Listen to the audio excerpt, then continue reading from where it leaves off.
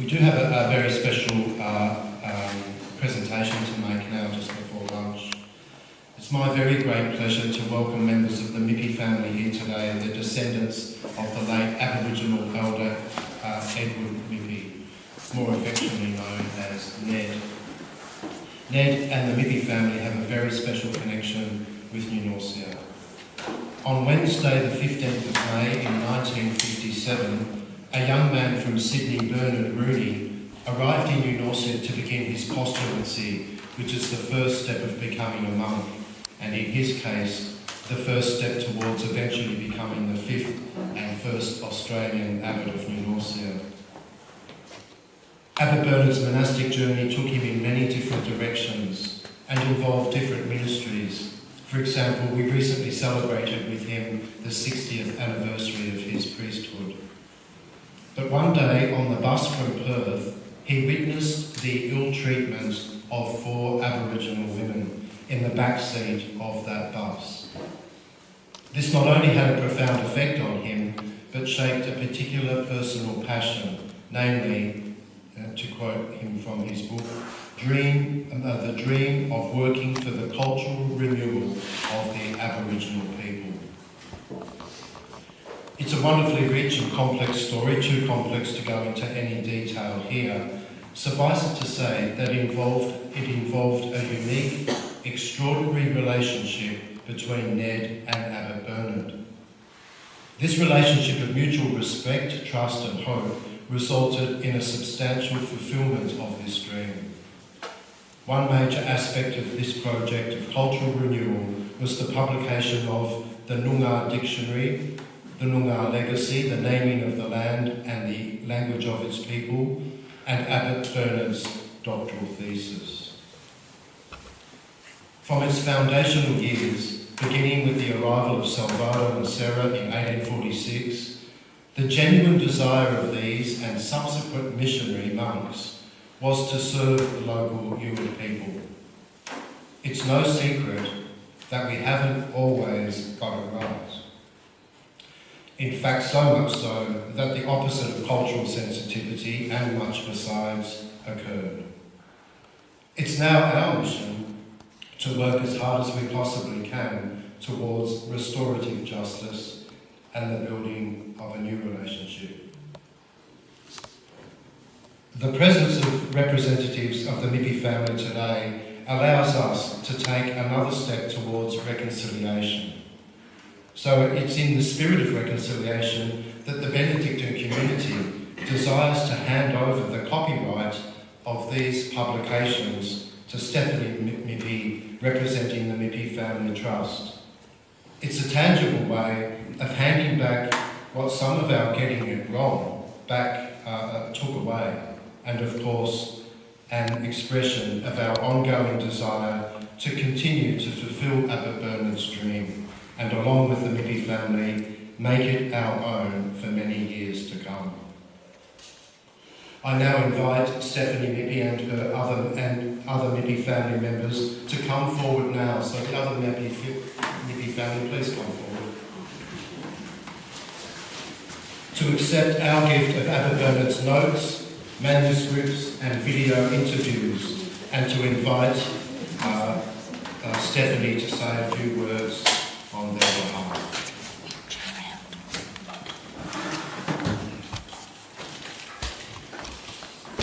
Thank you.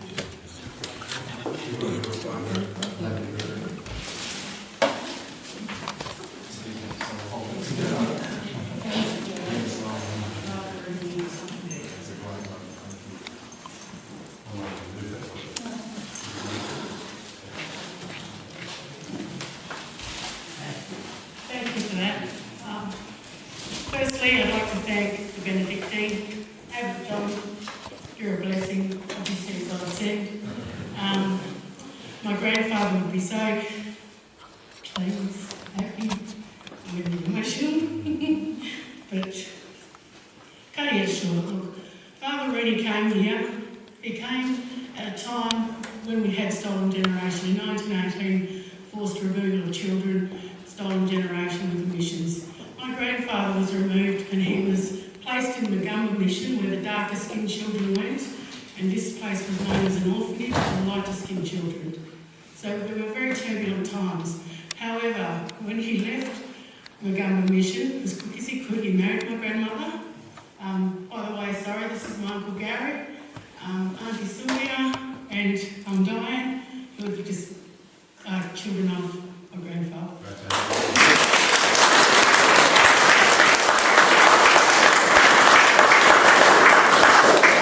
So when I refer to Ned Mippy, Edward Mippy as Grumph, when I was little I couldn't say grandfather, I said grandfather, I said Grumph, people call him Grumps, other grannies call him Grumps, but in any event, Father Rooney obviously had this overwhelming desire. He ended up meeting with my grandfather. It was meant to be. The formidable relationship that they had was unwavering. They took the culture which was not allowed to be upheld in the platform of the stolen generations, in the missions. They took the culture and they revived it. In 1990, they were very successful in introducing it into the school curriculum. Very first time that's ever been done, to have Aboriginal studies in the school curriculum, and for that a governor's award was received by my grandfather. I affectionately know Father Rooney as Mama. Mama is the Noongar word for father, and I have fond memories of Father Rooney and Mora, always driving around, hey, Makulunga's children, hey, Mama. You know, he was always there. He was helping, teaching the language. There's footage of him teaching language with Grumph. He took a group of young lads who were a bit troubled at the time to differing spots in WA to show them other cultural ways, the men's ways. And they made boomerangs, which are curlies, tapping sticks, didgeridoos, all sorts. But the message was, you know, live your life well and to stay on the straight and narrow. Father Rooney is someone who has always been in our lives, and my grandfather, even in his, when he used to speak to us, he said, Kura, meaning like kinship brother, best friend. You can only call another man Kura. Look at my typewriter. And with that, Father Rooney took that on, embraced it, and if it wasn't for that beautiful relationship they had, we wouldn't be standing here and we wouldn't know about the extent of our language and culture the way we do today. It is thanks to Father Rooney for recording all of that, and for Grumph. They travelled all over WA, you know, just to get this right. And they hear that Father Rooney, he couldn't be here today, which is unfortunate. As I said, he's someone that we hold very close to our hearts, and he's like family to us. He's our mama, he's our father. My grandfather worked tirelessly, he always worked. He was all-inclusive, not exclusive. Everyone was included, you know, even with the studies at the schools. And to this day, each school in Mora has a Ned Mippy Memorial Award. It's a scholarship given to a school child for their good performance at schools. But with that said, Peter, I need to acknowledge you as well. There's so many people to thank for this, because I decided when I came here, I saw the books that were here, and I remember, I've actually didn't bring it, I left it in the car, one of the original drafted copies of the dictionary, which is like that in the imperial typewriting. You know, got back there as a keepsake, that's sort of like the gold.